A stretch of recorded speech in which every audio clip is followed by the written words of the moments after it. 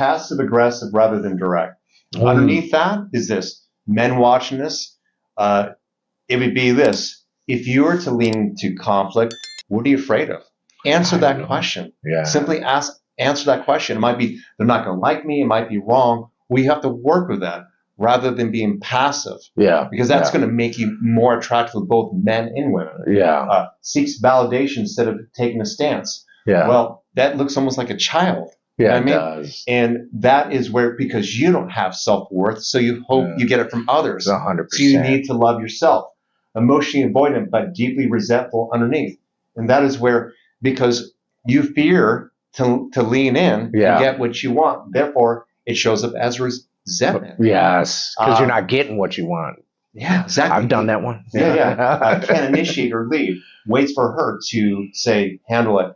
It's because you're afraid to fuck up. Yeah, 100%. You're afraid to be accountable. These these are all the kind of same thing. Uses niceness or silence as control. So you don't have to fucking assert yourself and finally be accountable. Where you might mess up, right? Like a child. See, it's still like a teenage boy. Maybe you got too many whippings. I don't know.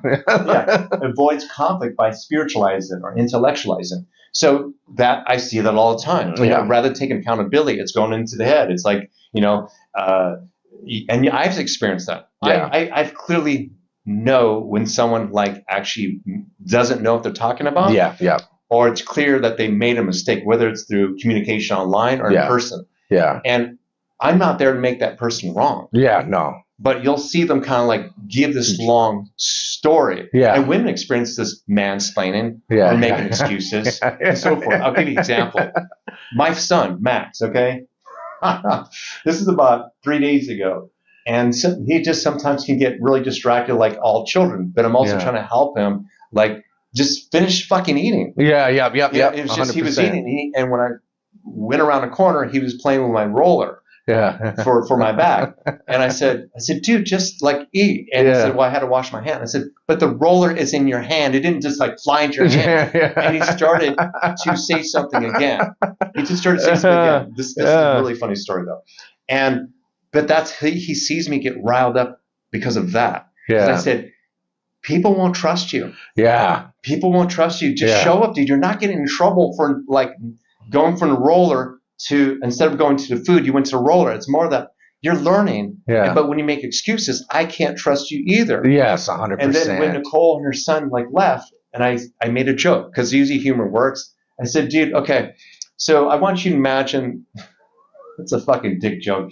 So I go, okay, so imagine this, Max. I go, if you came in, it was the tables are turned around and you made me food, and then you walk away and you come back in there and I'm standing there by the TV, my dick in my hand. I go, and you said, why don't you eat?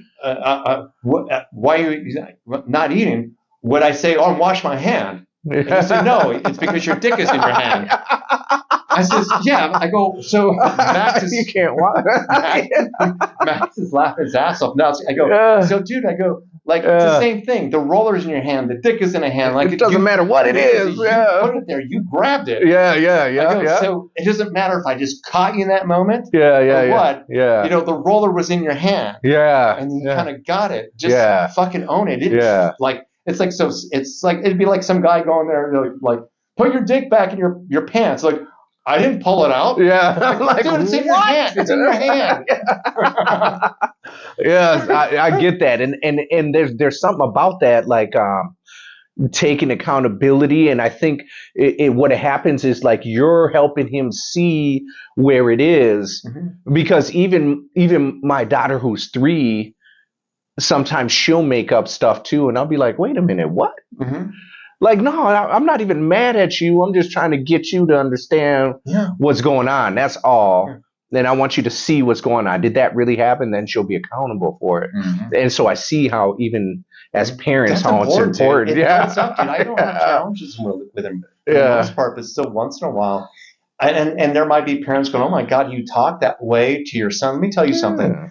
Max is unbelievably like confident. Yeah. He does the right thing. Mhm. I mean, he just takes care of stuff. Yeah. And typically, say people who judge that, they have issues with their own sexuality. Yeah, 100%. They equate that type of language Yeah. with something like perverted and weird. Yeah, that doesn't yeah, really belong. Yeah. Like that's their own shit. Yeah, yeah. I mean, it is his dick. You know what I mean? Like, it's not. I mean, it's not nothing bad. And we talk about that too, my wife and I, about the perversion of sexuality, and, Well, yeah, and it like, doesn't need to be that way. But whatever.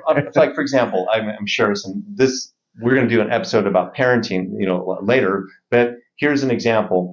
It could be where I remember hearing a story from another parent, and where these kids are like 5 and 6 years old. Yeah. And the girl lifted up her skirt. Yeah. Like, and these are with boys and stuff. Yeah. And then it was reported that the boys did it, but the girl lied. Okay. Yeah. Right? Oh, wow. But here's the thing. Yeah. But the mothers came together and talked about it as if someone almost like sexual trauma. Oh, rather than innocent kids just doing what they do. Yeah. Like sexualizing as adults.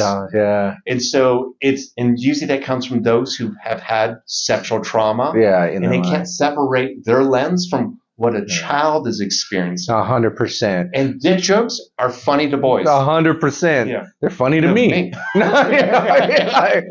You know what's strange about that is when they did that, and I know we're going to talk about parenting, but it's like they created the trauma that the kid didn't even know existed. Dude, you have no idea that created a real problem. So they had to have a conversation about that conversation, and it happened. Yeah, that's crazy to me. Yeah. And so